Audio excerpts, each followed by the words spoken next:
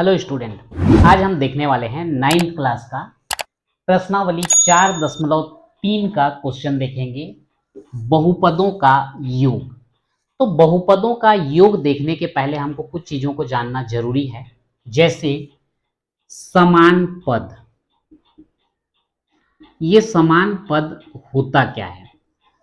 अगर हमको दो अलग अलग पद दिया गया है तो समान पद छांटने के लिए हमको दो चीज चाहिए। पहला है चर राशि और दूसरा है उस चर राशि का घात। मतलब यदि दो पद हमको दिए गए हैं, उन दोनों में चर राशि समान है और घात समान है। यदि ये दोनों समान हो जाएं तो क्या कहलाता है? समान पद। जैसे कि यहाँ पर क्वेश्चन जो मैं लिखा हूं है उसी में बता देता हूं। 2x वर्ग, यानी कि यहां पर चर राशि x, घात कितना 2, और यहां पर 3x वर्ग, चर राशि x और घात कितना 2। तो ये जो 2x वर्ग है और यहाँ 3x वर्ग है, दोनों क्या कहलाएंगे? समान पद। भले ही दोनों के गुणांक अलग अलग हैं, पर गुणांक मैटर नहीं करता, आपको देखना है चर राशि और उसका घात। वैसे ही यहां पर है x और यहां पर है 4x, ये दोनों क्या कहलाएंगे? समान पद, क्योंकि यहां पर भी x का घात 1, यहां पर भी x का घात 1, यहां पर गुणांक 1 है, यहां पर गुणांक 4 है। तो गुणांक कुछ भी हो सकता है, उसमें कोई दिक्कत नहीं है। आपको देखना है चर राशि और उसका घात। यदि वो दोनों समान है तो पद कैसे कहलाएंगे? समान। वैसे यहां पर आप देख लीजिए, ऋण 3p और ऋण 4p दोनों समान पद हैं। क्यों? यहां पर भी p का घात 1, यहां पर भी p का घात 1। लेकिन अगर 8p वर्ग और 3p का घात 3 को अगर बोलेंगे तो ये दोनों समान पद नहीं होंगे, वो असमान पद कहलाएंगे। सेम आगे और देखना चाहेंगे तो ऋण 5x का घात 3, 7x का घात 3 दोनों समान पद हैं। 9x का वर्ग, ऋण 2x का वर्ग समान पद हैं। ऋण 5x और यहां पर ऋण 3x समान पद है। तो इस प्रकार से सबसे पहले हमको देखना पड़ेगा कि वो समान पद हैं कि नहीं। अगर समान पद हैं तो समान पदों का ही जोड़ना या घटाना संभव होता है। यदि समान पद हैं तो आप या तो जोड़ना करेंगे या फिर घटाना करेंगे। अब यहां पर हमको डिसाइड करना है कि उसको जोड़ेंगे या घटाएंगे। यदि समान पद होने के साथ साथ अगर चिन्ह भी समान हो तो हम क्या करेंगे? जोड़ना। और अगर चिन्ह जो है समान नहीं है, असमान चिन्ह हो जाते हैं, तो उस कंडीशन में हमको क्या करना पड़ेगा? घटाना करना पड़ेगा। तो देखो, क्रम से हमको देखना है। दो अलग अलग बहुपद हमको दे दिया गया, दोनों बहुपद को जोड़ना है। तो सबसे पहले हम छांटेंगे समान पद। समान पदों का ही आपस में जोड़ना या घटाना संभव है। जोड़ना किसको है? समान पद होने के साथ साथ अगर समान चिन्ह भी हो जाते हैं तो जोड़ना है, और समान पद होने के साथ साथ चिन्ह असमान हो जाते हैं तो क्या करना है? घटाना है। और चिन्ह किसका लगाते हैं? जो पद जो है बड़ा है। बड़ा मतलब बड़ा कैसे पहचानेंगे? कि वहां पर जो गुणांक रहता है, उस बहुपद में जो गुणांक रहता है, तो जिसका गुणांक बड़ा है उसी का चिन्ह हम क्या कर देते हैं? लगा देते हैं। जैसे यहां पर एग्जाम क्वेश्चन लेकर के देखते हैं, प्रश्नावली 4.3 का पहला 2x वर्ग धन x धन 1 एवं 3x वर्ग धन 4x धन 5, इन दोनों को मान लो आपको जोड़ना है। तो हम क्या करेंगे? सबसे पहले तो पहला वाला बहुपद 2x वर्ग धन x धन 1, इसको एक कोष्टक में बंद कर देते हैं। सेकेंड वाले को भी वैसे ही लिख लेंगे, 3x का वर्ग धन 4x धन 5। अब दोनों बहुपद को हम अलग अलग कोष्टक में लिख लिए हैं। चूंकि यहां पर हमको जोड़ने के लिए बोल रहा है, इसलिए दोनों के बीच कौन सा चिन्ह लगा देंगे? धन का चिन्ह। अब इसके बाद कोष्टक खोल देते हैं, तो ये हो जाएगा 2x वर्ग धन x धन 1। चूंकि इस कोष्टक के सामने धन का चिन्ह है, चिन्हों का अंदर गुणा भी करोगे तो कोई अंतर आता नहीं है, तो सीधा सीधा लिख देंगे 3x का वर्ग धन 4x धन 5।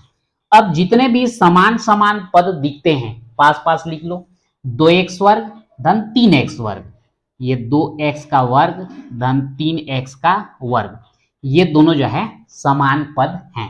सेम वैसे ही धन x और धन 4x, धन x, धन 4x, ये दोनों भी समान पद हैं।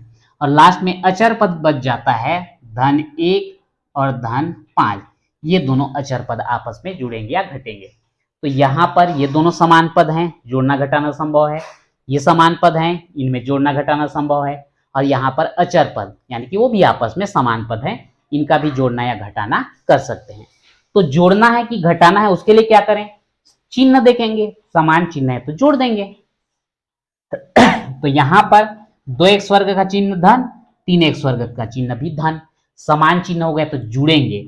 तो 2x वर्ग और 3x वर्ग जुड़ते क्या हैं, सामने के गुणांक, तो ये 3 और 2 हो जाता है 5x वर्ग। बड़े का चिन्ह धन, तो ये भी क्या हो जाएगा, धन। अब इनको देखते हैं, इनका भी चिन्ह कैसा है, समान है, जोड़ेंगे। यहाँ पर x मतलब 1x है, तो 1x और 4x जोड़ेंगे तो कितना हो जाएगा, 5x। बड़े का चिन्ह धन, तो ये भी क्या हो जाएगा, धन। इसी प्रकार धन 1 धन 5, दोनों चिन्ह समान है, जोड़ दो, 5 और 1 6। बड़े का चिन्ह धन, तो ये भी क्या हो जाएगा, धन। तो इस प्रकार से ये बहुपदों का योग किए तो हमको मिला क्या, 5x वर्ग धन 5x धन 6, ये हमारा क्या हो जाता है, आंसर। ये जो हम हल करने का तरीका देखें, ये कहलाता है हमारा क्षैतिज विधि। क्या बोलते हैं इसको, क्षैतिज विधि। प्रायः इसी विधि का ज्यादा इस्तेमाल होता है, लेकिन कभी कभार हमें जरूरत पड़ जाती है कि हम स्तंभ विधि से भी इसको हल करें। तो स्तंभ विधि से हल करोगे तो क्या अंतर आएगा, अंतर कुछ नहीं, आंसर सेम मिलेगा, टेक्निक थोड़ा चेंज हो जाता है। जैसे यहाँ पर 2x वर्ग दिया गया है, 2x वर्ग धन x धन 1, पहला वाला तो लिख लेंगे, कैसे लिखेंगे, घात को घटते क्रम में लिखेंगे, घात 2 घात 1 घात 0। अब सेकेंड वाला जो लिखेंगे तो जितना उस सेम घात वाले को एक दूसरे के नीचे लिखना है। जैसे 2x वर्ग के नीचे क्या लिखाएगा, 3x वर्ग लिखाएगा, x के नीचे क्या लिखाएगा, 4x लिखाएगा, और अचर के नीचे में क्या लिखाएगा, अचर लिखाएगा। अब यहां पर आपको देखना है, समान चिन्ह है तो जोड़ो, ये भी प्लस ये भी प्लस जुड़ेगा, 3 और 2 5x वर्ग, दोनों का चिन्ह धन, तो ये भी धन हो जाएगा। अब यहां पर देखते हैं, ये भी धन ये भी धन, समान पद को तो ऊपर नीचे लिखे ही हैं, तो 4x 1x कितना हो जाएगा, 5x, चिन्ह कौन सा, धन। वैसे ही धन 5 धन 1 हो जाएगा 6, ये भी क्या आ जाएगा, धन। तो देखो यहाँ पर भी आंसर वही आया था, यहाँ पर भी आंसर सेम आया है, अंतर कुछ नहीं। लेकिन कभी कभार जो है दिक्कत होता है, वो दिक्कत होता क्या है, मैं नेक्स्ट क्वेश्चन में आपको बता रहा हूं। नेक्स्ट क्वेश्चन देखते हैं, 8p वर्ग ऋण 3p धन 4 एवं 3p का घात 3 ऋण 4p धन 7। अब यहां पर जो है हमको क्या करना है, जोड़ना है। तो यहां पर पहले वाले बहुपद को एक कोष्टक में बंद कर दिए, दूसरे वाले बहुपद को एक कोष्टक में बंद कर दिए। क्योंकि दोनों को जोड़ना है इसलिए हम क्या कर देंगे, बीच में धन का चिन्ह लगा देंगे। अब कोष्टक खोलते हैं, 8p वर्ग ऋण 3p धन 4, इस कोष्टक के सामने धन है, मतलब अंदर के चिन्ह में कोई परिवर्तन नहीं, तो धन 3p का घात 3 ऋण 4p धन 7, या ऐसे भी बोल सकते थे, धन और धन का धन 3p का घात 3, धन और ऋण का ऋण 4p, और धन और धन का धन, ये हो गया 7। अब यहां पर जो है समान पदों को छांट छांट के लिखते हैं, लेकिन ध्यान रखेंगे घात को घटते क्रम में लिखना है। तो सबसे अधिकतम घात वाला कौन सा दिख रहा है, 3, उसी को आप पहले लिख दो, 3p का घात 3, और घात 3 और है क्या कहीं पे, नहीं है, ये अकेला है। अब उसके बाद लिखते हैं घात 2, तो 8p का वर्ग धनात्मक है, धन 8p का वर्ग, और घात 2 वाला है क्या, नहीं है। अब उसके बाद घात 1 को लिखेंगे, तो ऋण 3p और यहाँ का है ऋण 4p। उसके बाद अचर को लिखेंगे, धन 4 और धन 7। अब यहां पर देखिए p का घात 3 वाला और कोई पद है नहीं, p का घात 2 वाला और कोई पद है नहीं, तो ये दोनों को हम कुछ नहीं कर सकते, यथावत आपको लिख देना है। लेकिन इसको अगर आप देखोगे p का घात 1 p का घात 1 ये समान पद है। तो समान पद है तो जोड़ना घटाना हो सकता है।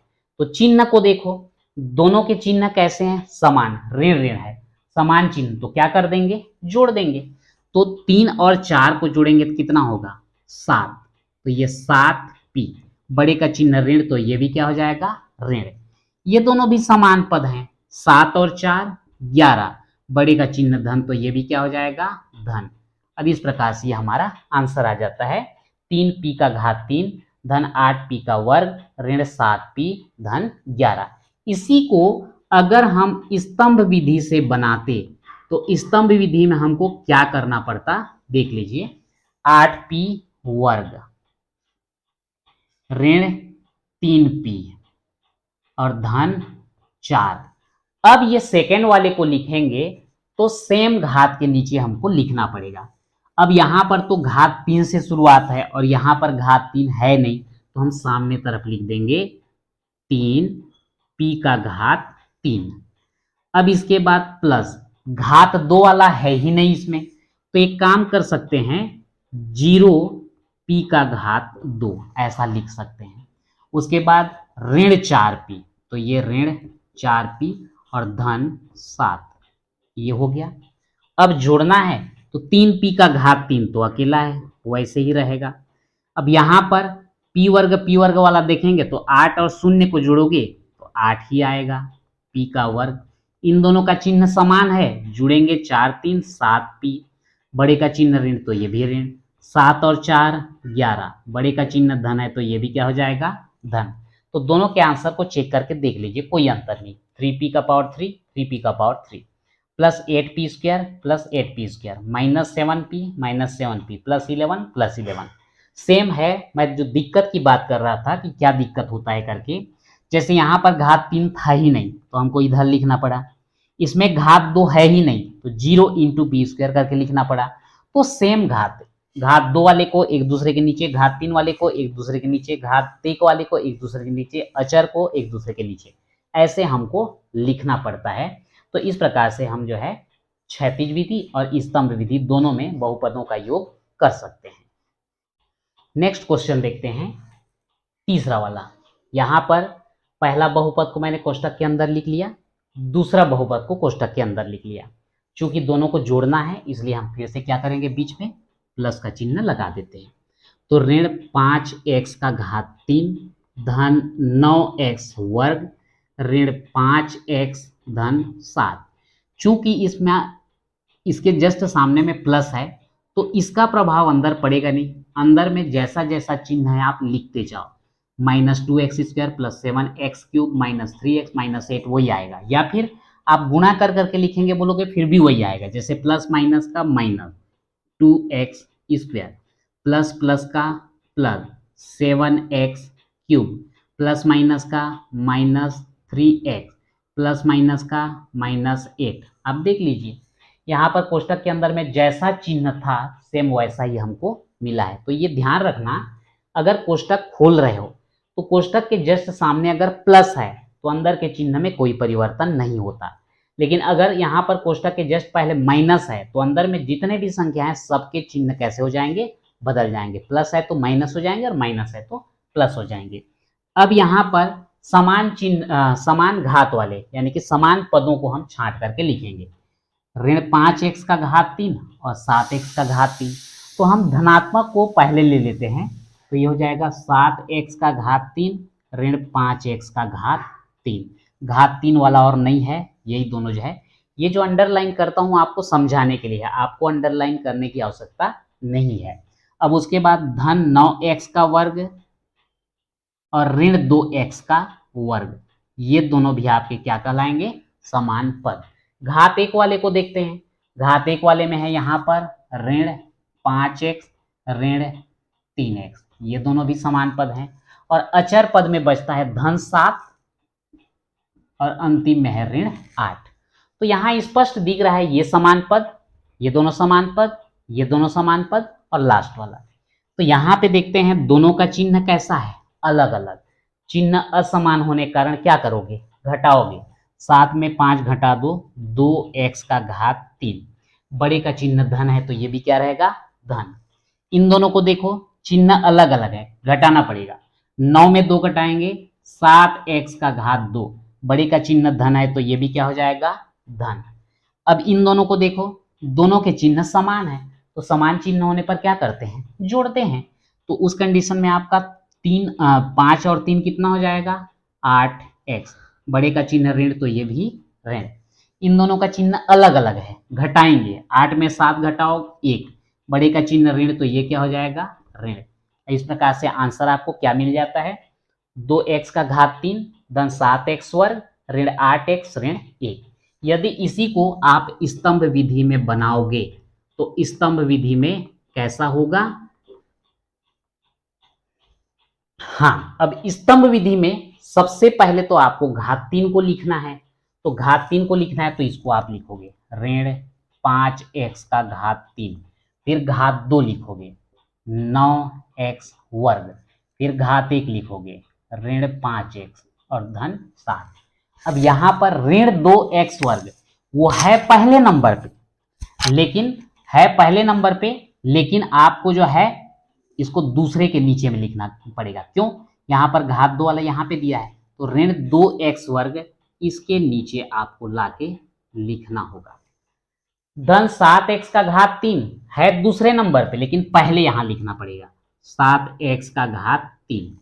उसके बाद ऋण 3x, x के नीचे रखो, और अचर पद ऋण 8 तो अचर के नीचे रखो।